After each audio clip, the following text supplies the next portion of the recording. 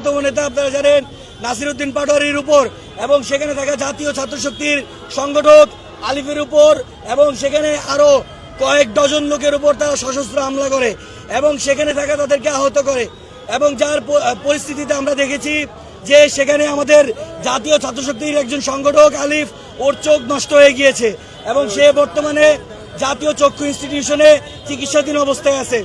আমরা 24-এর পরবর্তী সময়ে ভেবেছিলাম যে যতগুলো ফ্যাসিবাদ বিরোধী রাজনৈতিক দল রয়েছে তারা তাদের নিজেদের গতিতে রাজনৈতিক কার্যক্রম পরিচালনা করতে পারবে, কিন্তু ওই তারেক জিয়ার সরকার লন্ডন থেকে এসে প্রধানমন্ত্রী হয়ে সে হাওয়ার উপর ভাসছে।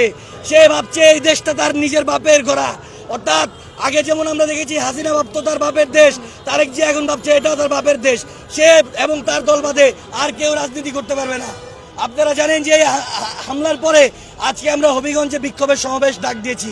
ওই আওয়ামী লীগের স্টাইলে যে যখন ছাত্রলীগ হামলা করতো বিএনপিকে পিড়ায়া বাসে পাঠিয়ে দিত, তখন আওয়ামী লীগ আবার কি করতো, প্রশাসনের মাধ্যমে সেখানে আর কোনো কর্মসূচি করতে দিত না। আমরা দেখেছি আজকে হবিগঞ্জে যখন জাতীয় নাগরিক পার্টি আবারও কর্মসূচি দিয়েছে ওই আওয়ামী লীগের স্টাইলে, এই নব্য ফ্যাসিস্ট তারেক জিয়ার সরকার সেখানে 144 ধারা জারি করেছে এবং এর মাধ্যমে বিরোধী দলীয় রাজনৈতিক দলগুলোকে দমন নিপীড়নের সূচনা তারা করেছে। আমরা